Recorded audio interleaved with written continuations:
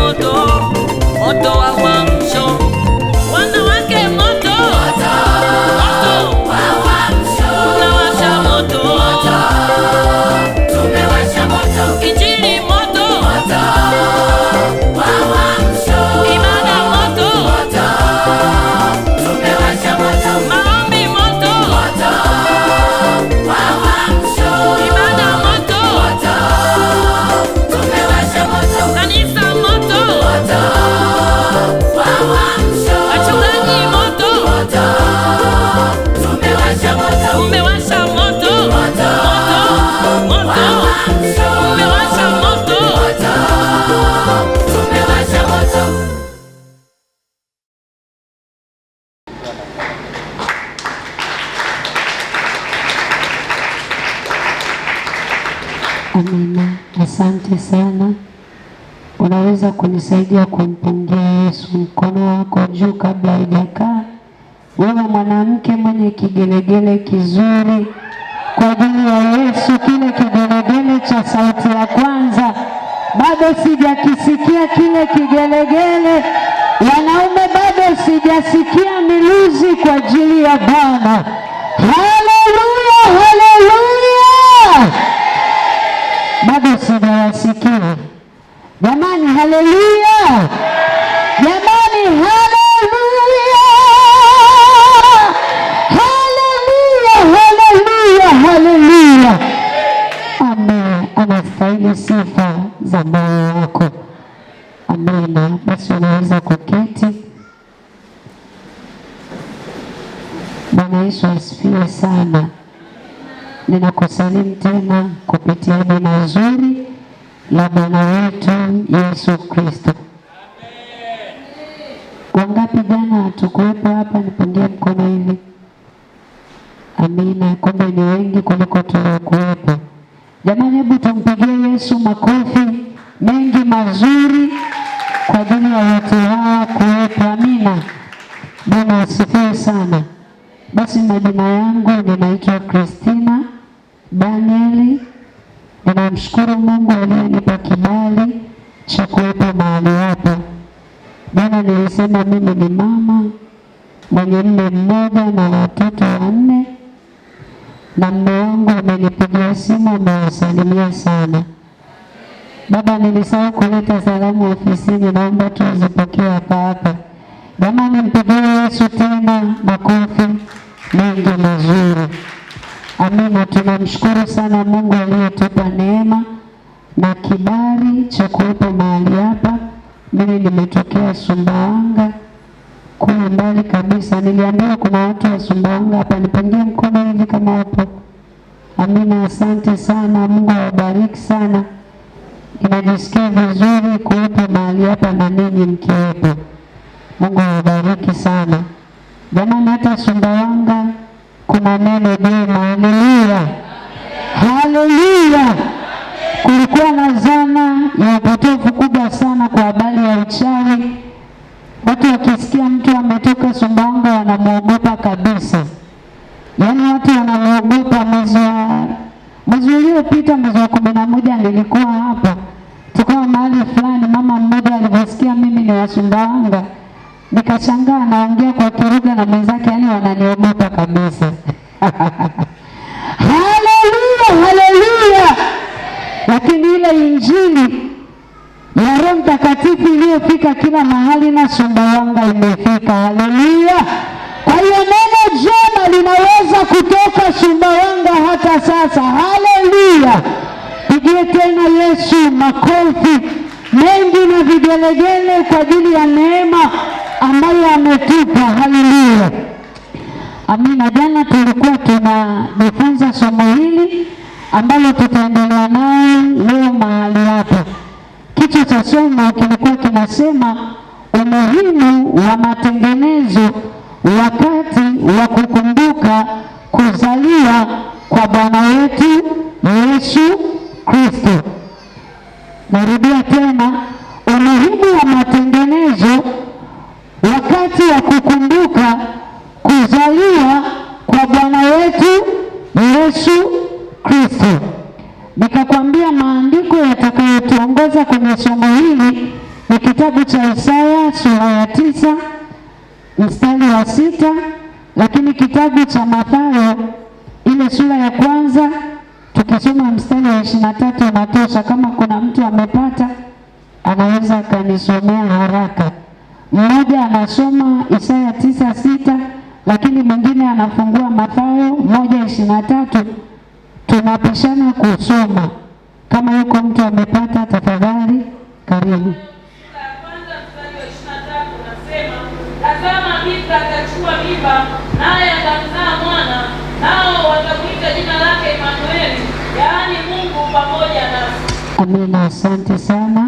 Aliyepata kitabu cha Isaya, kwamba nisome mwenyewe. Maana kwa ajili yetu mtoto amezaliwa, tumepewa mtoto mwanamume, na uwezo wa kifalme utakuwa begani mwake, naye ataitwa jina lake Mshauri wa Ajabu, Mungu mwenye Nguvu, Baba wa milele, Mfalme wa amani. Bwana Yesu asifiwe sana. Kichwa chetu cha ujumbe kinasema umuhimu wa matengenezo wakati wa kuzaliwa kwa Bwana wetu Yesu Kristo. Bwana asifiwe. Nilikuwa ninatafakari sana kwa habari ya kuzaliwa kwa Bwana wetu Yesu Kristo, zile sababu kubwa za msingi ambazo zilimfanya Yesu azaliwe kwenye maisha yetu. Nikatafakari kwa namna ambavyo tumeichukua Christmas, lakini nikagundua kwamba wengi wetu hatujanufaika na ile sababu ya Yesu kuzaliwa kwa ajili yetu. Haleluya. Tunajiandaa, tunapika pilau sana, tunakunywa supu, tunachoma ndizi, tunatengeneza na chachandu na kachumbari, lakini kiuhalisia ile maana halisi ya Yesu amezaliwa kwa ajili yetu bado inakuwa haionekani kwenye maisha yetu. Jamani, haleluya! Jamani, haleluya! Jamani, haleluya! Kwa hiyo sasa unakuta watu wanaishia kwenye malumbano, watu wanaishia kumkosea Mungu. Tumekuwa kama watu ambao hawajampa Yesu maisha yao, ambao siku ya Christmas ni siku ambayo wanaitumia kuanguka dhambini. Bahati mbaya sana hizo siku walio wengi ndio siku wanabeba ujauzito mabinti wa kike, lakini walio wengi majeraha yanaingia kwenye ndoa zao kwa siku hizo. Walio wengi wanaingia kwenye madeni, walio wengi wanaingia kwenye migogoro. Kwa nini? Kwa sababu bado hawajanufaika na ile maana halisi ya kuzaliwa kwa Bwana wetu Yesu Kristo. Haleluya. Bwana asifiwe. Wanakwaya tunaishia kutunga nyimbo.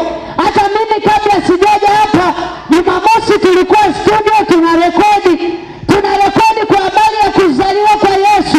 Tunamuimba ni mshauri wa ajabu, lakini ukiona maisha yetu bado ni maisha ya mapambano makali, bado ni maisha ambayo adui ametutawala, anatupiga vita kana kwamba huyo Yesu aliyezaliwa kwa ajili yetu hana maana yoyote kwenye maisha yetu. Bwana atusaidie sana. Jamani, haleluya.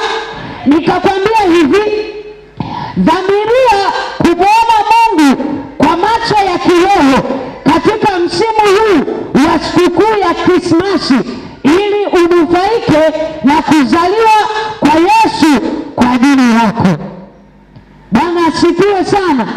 Wangapi tulidhamiria tangu jana tuliokuwepo? Wangapi umedhamiria kwamba ninataka nimuone Bwana kwa upya? Na kwambia ukidhamiria inawezekana, ukizingatia kwenye moyo wako inawezekana. Yuko mwanamke mmoja alisikia habari za Yesu, alikuwa anatoka na damu miaka 12, akasikia habari za Yesu kwamba yule Yesu akipita waga anaponya watu.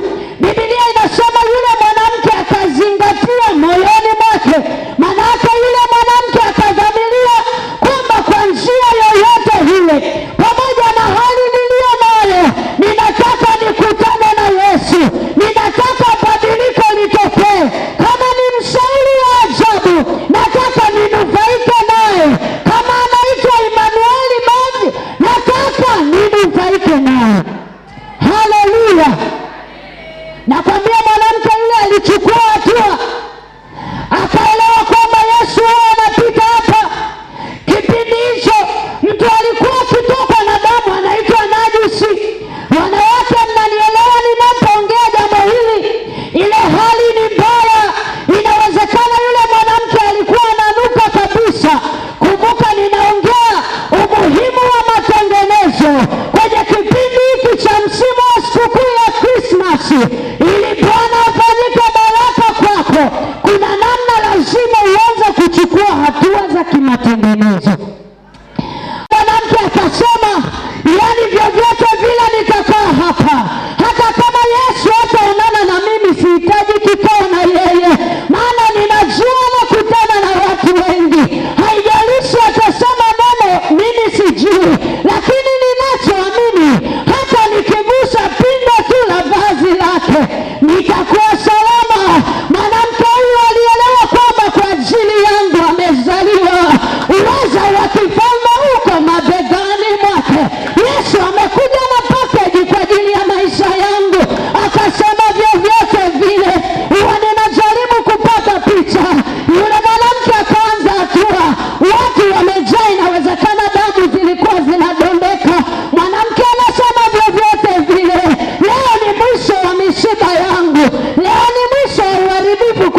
maisha yangu.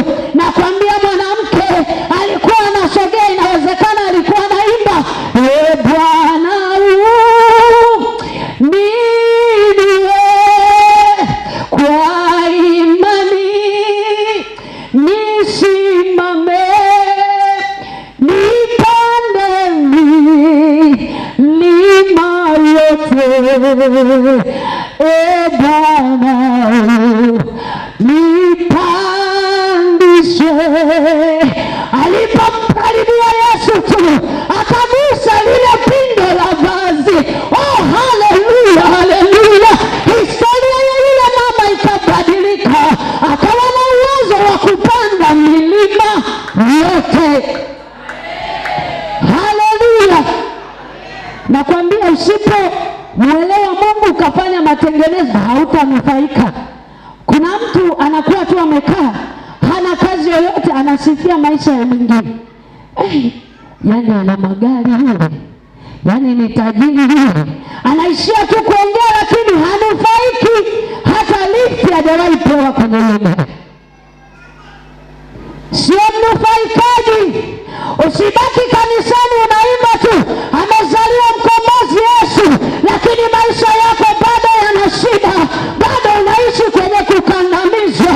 Ni lazima useme hapana, yachoke yale mazingira, choka hizo hali ni mbaya. Dhamiria kutoka ndani ya moyo wako, mwambie Bwana, ni wakati wa mimi kutengeneza moyo wangu. Ninataka nikutane na wewe, ninataka nionane na wewe kwa upya, ili ninapoingia 2026 nianze nikiwa upya pamoja na wewe. Haleluya! Waimbaji haleluya! Waimbaji haleluya! Nawaambia na mimi ninapenda kuimba, lakini ninasema dhamirieni. Tunataka waimbaji ambao wakisimama kuimba watu wanamuona Bwana kwenye sauti zao, watu wanaiona neema, waliopungukiwa wanaiona neema. Ni lazima tudhamirie, lazima tuwe tofauti na watu wa duniani. Ijulikane kwamba Yesu amezaliwa kwa ajili yetu, ijulikane kwamba ule uwezo wa kifalme aliyokuja nao kwenye mabega yake, manake ile ilikuwa ni package ya mbinguni, ulikuwa ni uwezo wa kukabiliana na adui. Dhamiria ndani ya moyo wako ili utoke hapo ulipo. Nakwambia utanufaika na utamwelewa Mungu vizuri. Bwana asifiwe. Bwana asifiwe sana. Leo ninataka nizungumze kwa habari ya matengenezo. Roho Mtakatifu alisema na moyo wangu kabisa kwa habari ya matengenezo, umuhimu wa kuwa na matengenezo. Tumechoka kusherekea kila mwaka, tunasherekea lakini unashangaa siku zinaenda, mtu anasema huu mwaka heli upite kabisa, yaani huu mwaka haufai kabisa, ila alisherekea Christmas. Akamwambia Bwana, nataka nikuone kwa upya mwaka unaokuja, lakini badala yake amekuwa anajigeuka mwenyewe, anasema huu mwaka umekuwa wa balaa kwangu, bora upite. Nakwambia hizo kelele tumechoka kuzisikia. Mwambie Bwana, ninaitaka baraka yako, maana yeye ni yule jana, leo na hata milele. Akisema ni kwa ajili yako, nakwambia ni kwa ajili yako. Haleluya! Hajawahi kubadilika. Ni sisi ndio tuna matatizo. Bwana atusaidie jamani, haleluya. Leo nataka niongee kuhusu matengenezo. Tujitazame tuone neno la Mungu ni kioo, linakumulika jinsi ulivyo. Kwa hiyo jitazame kupitia neno hili la Bwana, litakusaidia. Nataka tuongee kuhusu matengenezo. Kichwa cha somo kinasema umuhimu wa matengenezo wakati tunakumbuka kuzaliwa kwa Bwana wetu Yesu Kristo. Lakini nimekupa kweli hii inayosema dhamiria kutoka ndani ya moyo wako kumtazama Mungu kwa macho ya rohoni. Haleluya! Manake kuna namna unaona lakini hauoni sawa sawa, bado unapapasa. Lakini tengeneza mahali, uingize nia yako ndani, umwambie Bwana, ninatamani nikuone.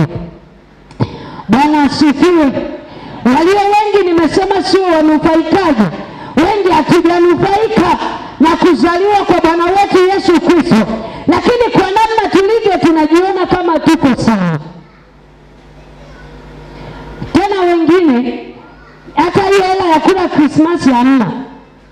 Na kwa sababu hawajui maana ya kuzaliwa kwa Yesu, yaani wananung'unika, wako na hali mbaya, wanaweza hata wakaenda kupiga magoti kule mahali kwingine wanaomba chakula. Aibu tupu. Haleluya. Bwana atusaidie. Nataka niongee kuhusu matengenezo.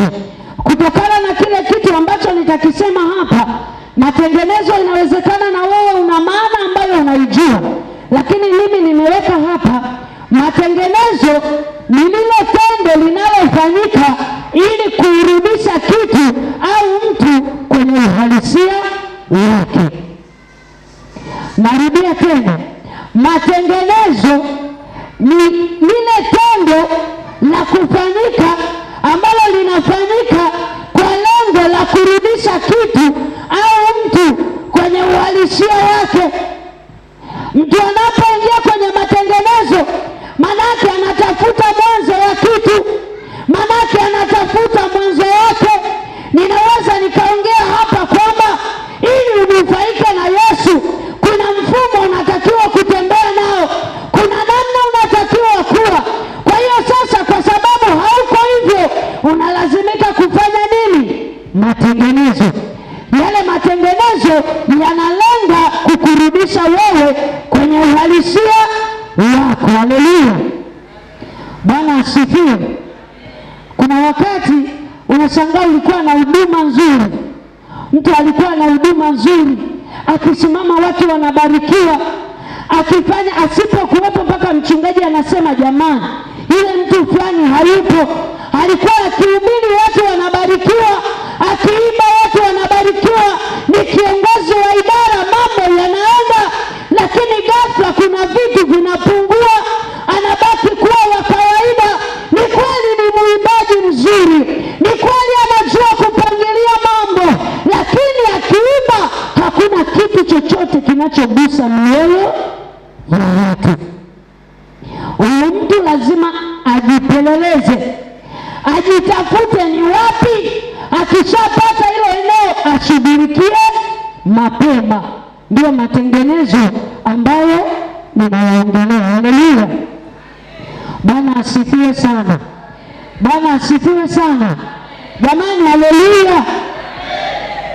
Wengine mtakuwa mnashangaa, jamani, kuzaliwa kwa Yesu na matengenezo ndio hatujanufaika. Sasa lazima tukumbuke mwanzo wetu, tukumbuke ile uhalisia wetu, tukumbuke vile tunavyotakiwa kuwa.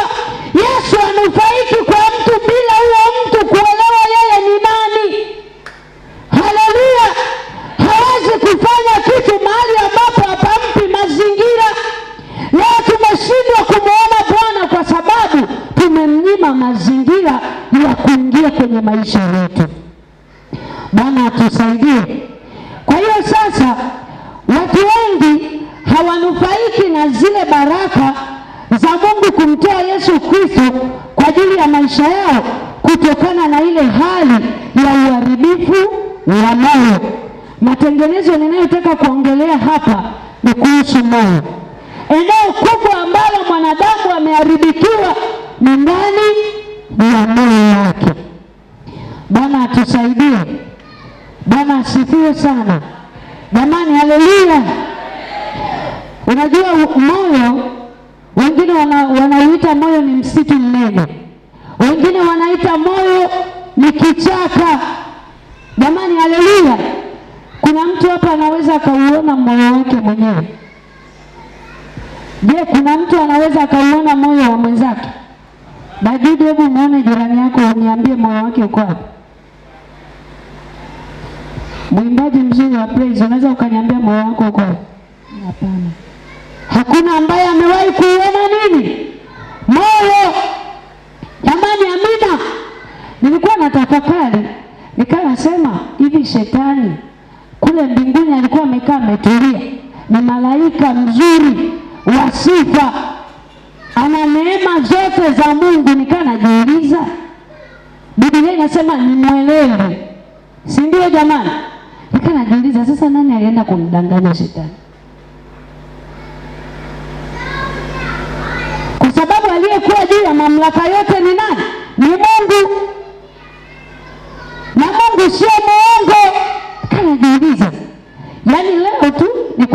nikatafakari sana juu ya jambo hili. Najiuliza, nani alimdanganya Shetani? Nikasema Shetani kilichomdanganya ni moyo wake. Moyo ni hatari kwa afya yako. Mwambie jirani yako, moyo usiposhughulikiwa ni hatari kwa afya yako. Jamani, haleluya! Jamani, haleluya! Kwa hiyo moyo usipotengenezwa, huyu moyo umejaa uharibifu, huyu moyo umejaa udanganyifu. Unaweza ukawa unatembea, kumbe moyo ulishakudanganya na wewe hujui, maana moyo wako haujawahi kuona na wala hujui namna unadanganya. Alafu hapa amekuja mwanaume anaitwa mshauri wa ajabu. Moyo wako unakudanganya kwamba unamjua, kumbe haumjui. Hebu jipige kifua. Mwambie moyo, wewe usinidanganye. Mwambie moyo wangu usinidanganye. Mwambie moyo usinidanganye. Lazima tudhamirie ili tunufaike kule kuzaliwa kwa Yesu kwa ajili yetu, ili tusipite kwenye ule udanganyifu wa moyo. Haleluya! Bwana asifiwe.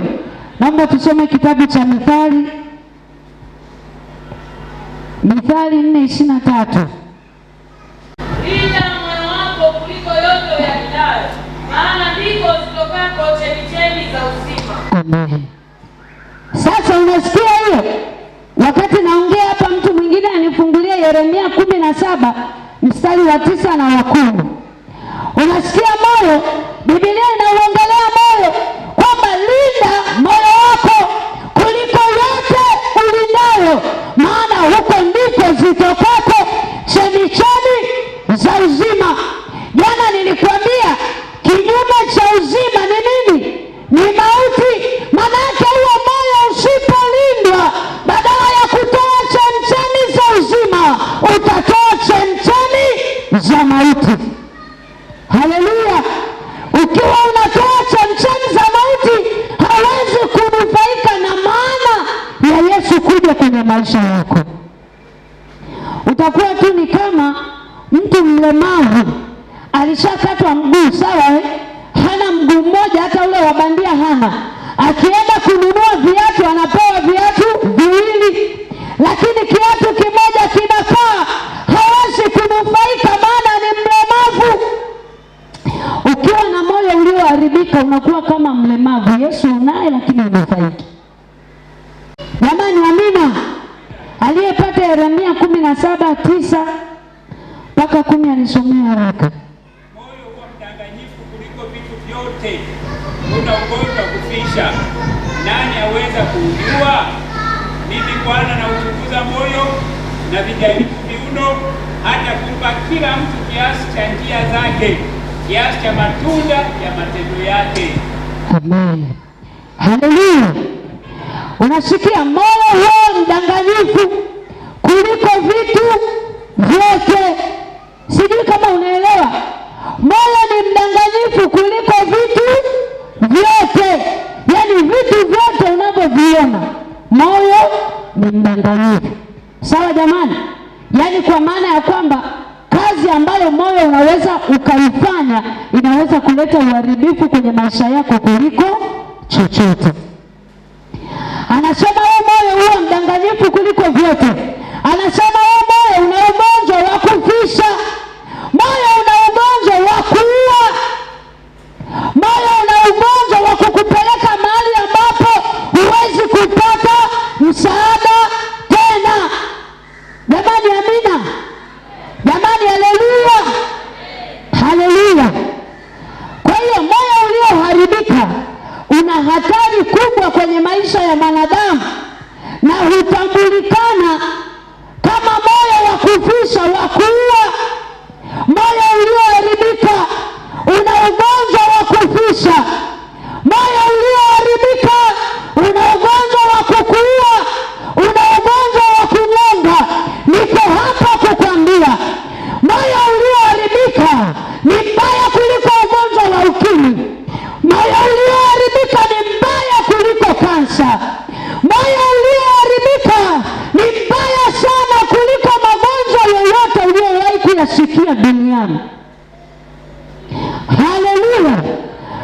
aliyeharibika moyo, hata ungeongea lugha gani baba haelewi. Hata ungeomba hapa moto ushuke hawezi kuelewa. Moyo ulioharibika unatoa chemichemi za mauti, hauna uzima huo moyo, hawezi kukubali chochote. Ogopa sana mtu ambaye moyo umeharibika. Jamani, haleluya! Ninaongea matengenezo kwenye nyakati hizi ambazo tunakumbuka kuzaliwa kwa Bwana wetu Yesu Kristo. Ni lazima mioyo yetu ifanyiwe operesheni ya nguvu na Bwana. Ni lazima Bwana aingie aifanye operesheni ile kubwa, ili turudishiwe moyo uliopondeka. Moyo mgumu hausikii chochote, hausikii joto wala baridi, uko tu hapo. Nenda kagusa huyo mtu mwenye moyo wa dizaini hiyo. Yaani utawasha moto mpaka wewe sasa ambaye uko salama ndio utaonekana una matatizo. Moyo ulioharibika shetani anautumia sana. Tena watu walio na moyo ulioharibika wanajua kujieleza, si mchezo. Huwezi kushindana na mtu ambaye moyo umeharibika, maana nyuma yake iko spiriti ya mwovu. Shetani amekaa hapo na ni baba wa uongo, anampa maneno, anapangilia moyo ulioharibika. Amani, haleluya! Sijui kama kuna mtu unanielewa, nipungie mkono wako namna hiyo. Tuko hapa tunatamani kunufaika na Bwana, lazima mioyo yetu ishughulikiwe sawa sawa. Nakwambia utashiriki Krismasi zote, utashiriki semina zote, utakuja zote, lakini kama moyo umeharibika hautapiga hatua. Hivi unaelewa huo moyo wenye ugonjwa wewe? Mgonjwa wa ukimwi tunamkimbia, tunamwogopa kabisa. Akija nyumbani kwako ndo akianza kufanya na yale mambo mengine yale, akitapika kidogo hamtaki hata kugusa glasi kushare. Sasa yule ana unafuu kuliko mtu ambaye ana ugonjwa wa moyo. Yule ana unafuu sana. Jamani, amina. Jamani, haleluya. Jamani, haleluya. Naomba tusome tena Mithali 14 mstari wa 12. Naomba tufanye haraka haraka, tuna dakika kadhaa pale.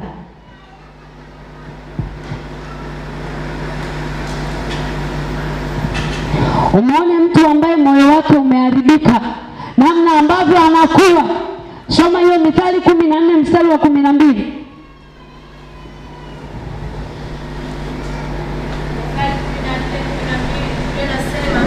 Iko njia ionekanayo kuwa sawa machoni pa mtu, lakini mwisho wake ni njia za mauti. Asante, haleluya. Mtu ambaye moyo wake umeharibika, yeye kila anachofanya ni sawa. Hata mkitokea mkamwambia wewe, hii sio njia sahihi, anakwambia ni sawa. Ni njia ambayo anaiona ni sawa mwenyewe. Kwa nini? Amedanganywa na moyo. Lakini huyu mtu mwisho wake wa ile njia ni mwisho mbaya, ni mauti, na mtafuta yuko hapa. Mungu akamwambia Kaini wakati ule, ukisoma kitabu cha Mwanzo sura ya 4, Mungu anazungumza na Kaini, anasema dhambi iko mlangoni, inakuotea na inakutamani. Sikiliza nikwambie, zilikuwa ni dalili za uharibifu wa moyo. Alikuwa anamwambia moyo wako umeingia kitu ambacho si cha kawaida, lazima upambane ushinde. Kumbe kushughulikia moyo unatakiwa kupambana, kuambia moyo tulia, nataka nipokee kutoka kwa Bwana ambaye ana uwezo wa kutengeneza moyo. Haleluya, haleluya. Wangapi moyo umewahi kukudanganya? Yaani mtakuwa na waongo msiponyosha mikono. Yaani mimi tu moyo umewahi kunidanganya. Nilipopitia vita nyingi sana, nilikwambia nilipookoka nilifukuzwa nyumbani nikiwa kwenye hali mbaya. Moyo umekaa hapo, moyo ambao umevamiwa na adui. Shetani anaoperate moyo. Nimekaa pale, siku moja babangu aliniita kikao. Kikao kilikuwa kibaya sana. Babangu amepiga magoti kukuzaa wewe, kama ukutoka kwenye viuno hivi, nakwambia utakuja kutambalia tumbo, na wakati wewe sitakuwepo utapapasa kaburi huku unatambalia tumbo. Unajua moyo uliniambiaje? Moyo ukaniambia, sasa una hatari kubwa kwenye maisha yako kuliko hatari ulizowahi kusikia. Moyo unaniambia hivi, unajua madhara ya kutambalia tumbo? Unajua madhara ya wewe kumkosa babako? Hebu muangalie mtu fulani, mbona hakupendi? Kuna mtu fulani, mbona naye hakutaki? Kuna na yule, mbona hana mpango na wewe? Mzazi peke yake anaweza kukuvumilia. Na mimi nimetulia na usikiliza moyo. Jamani, amina. Jamani, haleluya. Jamani, haleluya. Kakaangu mmoja alikuwa ni mchungaji wa makanisa mengine, lakini alikuwa hajaokoka, alikuwa anaitwa mchungaji. Akanitoa nje. Shetani akaona moyo wangu ni kama umekuwa mzito kusema, akanitoa nje yule kakaangu. Shetani akaingia kwenye moyo wake, akamwambia babangu, baba, ngoja niongee naye, usiwaze, ngoja niongee naye. Akanitoa nje, tukasimama. Akaniambia, dada, hivi unajua? Ananiambia kile ambacho moyo umeshaniambia. Hivi unajua kama ni madhara makubwa sana kupoteza baba kwenye umri ulionao mdogo? Hivi unajua madhara yake? Sasa mimi nakushauri. Nikasema kwa sababu ni mchungaji, nikajua kuna hekima ananipa. Kuwa makini sana na watu wanaotafuta ushauri kwao. Kuwa mwangalifu sana. Yesu ndio mshauri wa ajabu. Atakuelekeza kwa nani uende ukapate unachotaka kupata. Vinginevyo ukidanganya na moyo umekwenda na maji, hela zako zitaenda zote, sadaka, vocha, kila kitu, na hautapata manufaa. Jamani, amina. Tena huku kwenu kuna hatari kubwa Dar es Salaam jamani. Kuna manabii, kuna wachungaji wa maombezi, yaani kuna balaa. Mimi nikashangaa, napigiwa simu na mtu ananiuliza maswali mpaka nguvu zikaniishi. Ananiambia, unaombea kwa shilingi ngapi? Ananiambia, sadaka nitume shilingi ngapi? Nikasema maajabu. Nikamuuliza, uko wapi? Akaniambia, niko Dar es Salaam. Nikasema jamani, haleluya. Mimi sisemi kutoa sadaka ni vibaya, lakini nisikiliza nikwambie, kwa mimi ninapojua sadaka ni ule msukumo wa ndani wa mtu mwenyewe, lakini mimi nimepewa bure, natakiwa kutoa bure. Unaacha madhabahu nzuri kama hii hapa, unaenda kumtafuta Yesu mtaani. Yaani kuna maajabu. Unaenda kabisa, unawashangaa watu. Kuna familia moja nilikutana nayo kwenye hizi huduma hizi, nikawasikia wana kanisa kama hivi, wanaabudu kama hivi, lakini eti wanasema sisi apostol wetu ni fulani. Yaani wana mchungaji hapo, wana apostol. Moyo, hiyo ni kazi ya moyo. Jamani, amina. Mbona mnanyamaza? Na kama mna tabia hiyo, muache kwa jina la Yesu aliye hai. Sikukuu ya Krismasi ikupe kunufaika. Uelewe kwamba Yesu alizaliwa kwa ajili yako, alilipa gharama zote kwa ajili yako. Adhabu ya amani yako aliichukua. Kwa kupigwa kwake wewe umekombolewa, uko salama. Mtu unaambiwa toa sadaka milioni 5, hata uwezo wa kula chakula cha shilingi 5 huna. Lakini moyo ukiwa umemdanganya mtu, yuko kwenda kuuza mashamba kijijini ya baba yake, apeleke sadaka. Jamani, Bwana atusaidie. Jamani, haleluya. Jamani, haleluya. Sasa nataka tuangalie matokeo ya moyo ulioharibika au moyo wenye ugonjwa wa kufisha. Moyo ulioharibika, namba 1, hutoa mawazo mabaya.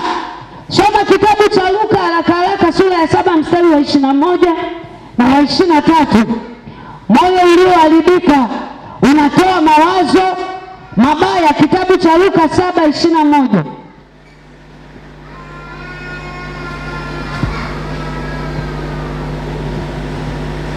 Hivi mna Biblia au hamna jamani? Luka sura ya aliwaponya wengi magonjwa yao na misiba na pepo wabaya na vipofu wengi aliwakirimia kuona. Luka 7:21. Hapana, au nimekosea mimi kunukuu? Hebu tuangalie Luka 17.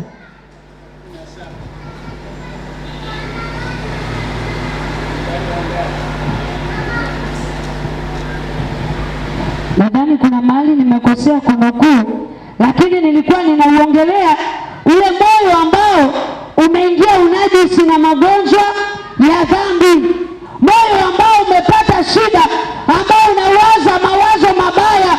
Ni mtu ambaye akikaa anawaza mawazo mabaya, yani akikaa humu ndani, neno linahubiriwa hapa, anawaza vya kwake, ananisema mimi. Moyo akikaa kidogo, watu wanatembea, anajihisi, anasema yani wale hawanipendi kabisa. Moyo unamwambia hawakutaki, hawakupendi. Anawaza mawazo mabaya, anawaza uasherati, yuko ndani ya kanisa, ni tapeli, ni mtu mwenye tamaa.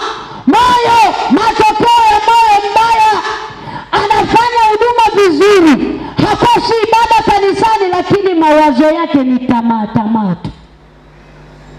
Yani yuko tayari kusema uongo apate fedha, yuko tayari kutumia mbinu yoyote apate fedha. Moyo wenye udanganyifu, yani ni muongo automatic, yani ni muongo. Wakati mwingine mpaka wenzake wanasema yule ukimwazima hela yako hupati, ni muongo mno. Kuwa mwangalifu sana. Unataka umpe mama fulani hela, unataka umpe baba fulani, ana tamaa, hana utoshelevu. Moyo ulioharibika hauna utoshelevu. Moyo ulioharibika una nia makuu. Wewe, mimi hapa sijasoma, labda nimeishia darasa la 7. Kuna mwenzangu amesoma, anapokea mshahara milioni 5. Mimi sikusoma shule, nimekosa kibarua cha kushona, basi nikalime nitosheke, maana nakula matunda ya kile kitu changu. Angalia mtu mwenye tamaa, akienda akikuta maisha ya mwenzake mazuri, na mimi natamani niwe kama fulani. Hautoshelezwi. Moyo wenye umeharibika hautoshelezwi, hautosheki. Ni moyo ambao unakimbizana na spidi za dunia. Unaona mtu fulani kavaa nguo ile, moyo unasema na mimi nataka. Hautosheki huo moyo, hautosheki. Jamani, haleluya! Jamani, amina. Mungu atusaidie. Moyo huo ulioharibika huishi kwa kufuata misukumo ya dunia.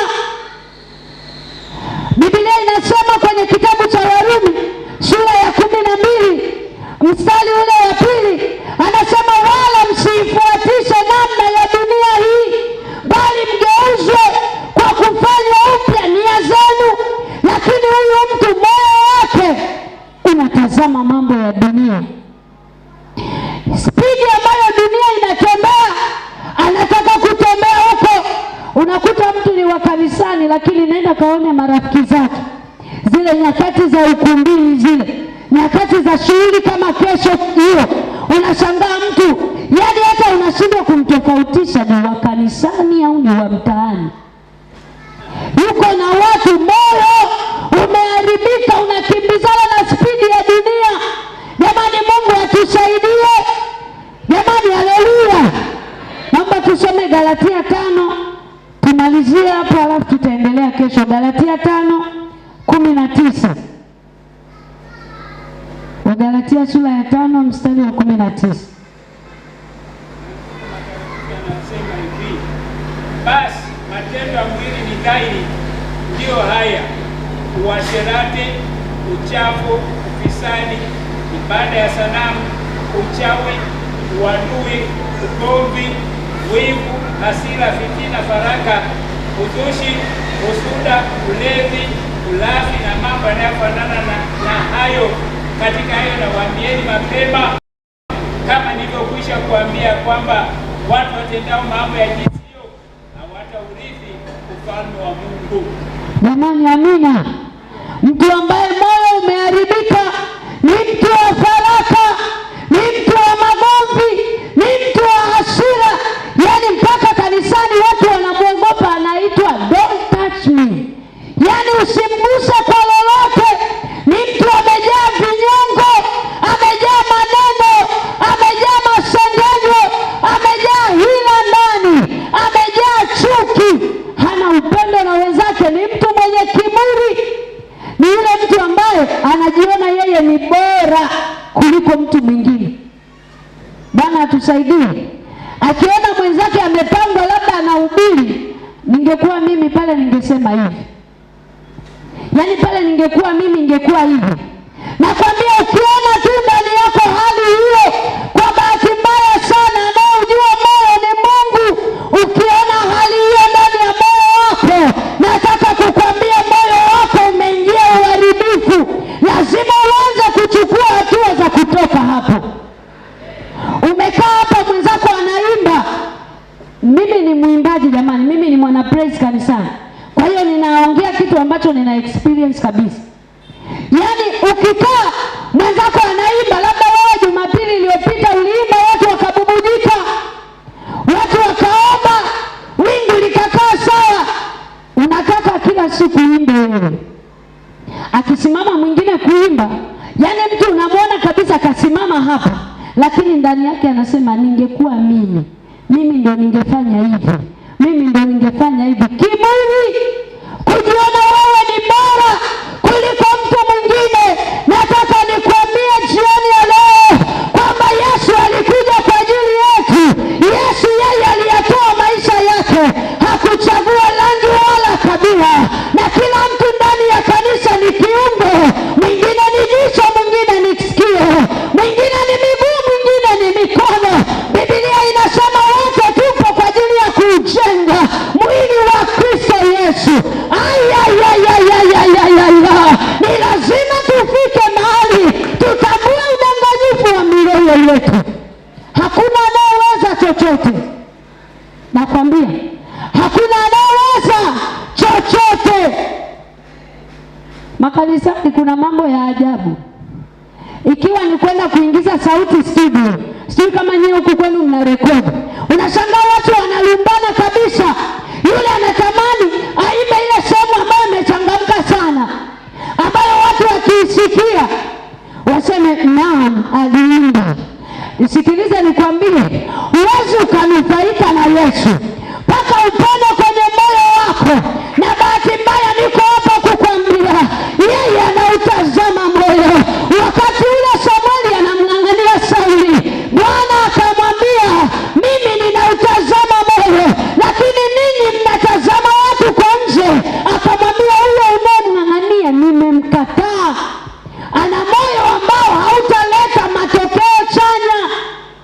Lazima upone moyo wako. Haleluya, Bwana asifiwe jamani, haleluya.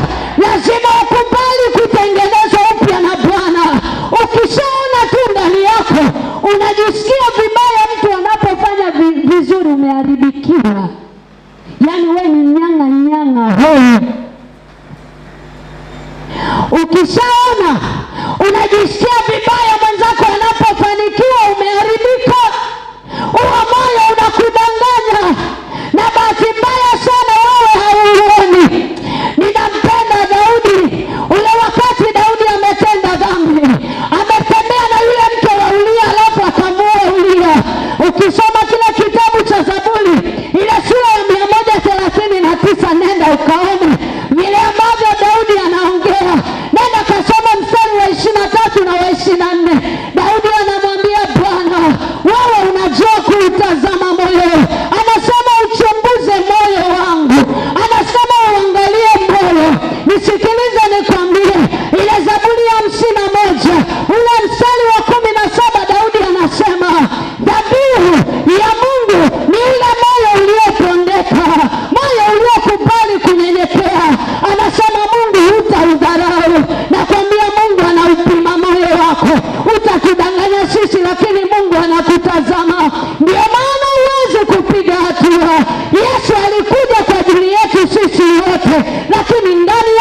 umejaa ubinafsi. Hutaki mtu mwingine apige hatua, alafu unakaa unamwambia Mungu, niko hapa ninakungoja, Mungu ninakuhitaji. Mungu akikutazama anakushangaa. Ndio maana analituma neno hili, anasema utazame tena moyo wako. Yeye ana kipimo cha moyo, na kwambia ameumba moyo, yuko tayari kutengeneza moyo wako. Ndio maana anasema, maana kwa ajili yetu mtoto amezaliwa. Alizaliwa kwa sababu moyo wa mwanadamu ulianzia kuharibika pale Edeni. Shetani alipoenda kwa Adamu aliharibu moyo wake, tamaa ikaingia kwa Adamu, chuki ikaingia kwa Adamu, ambayo tunaiona mpaka kwa mtoto wake Kaini. Kaini anaingiwa na hila, anamuua ndugu yake. Nini? Moyo ulioharibika. Simama kwa miguu yako.